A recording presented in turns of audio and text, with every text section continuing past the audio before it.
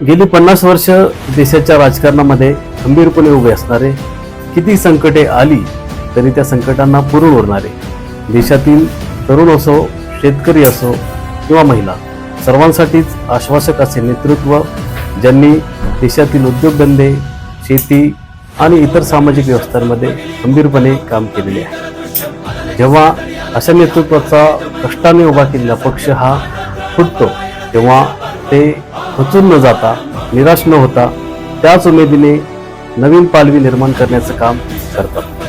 त्या लढाईमध्ये ते लढतातही आणि जिंकतात. असे 83 वर्षाचे तरुण योद्धे म्हणजेच शरदचंद्र पवार साहेब. अशा तरुण योद्ध्यास माझा सलाम आणि शुभेच्छा. रामकृष्ण हरी. वाजवत होता सरळ कोणी वाकडं पाऊल टाकलं तर तो पाय काढ.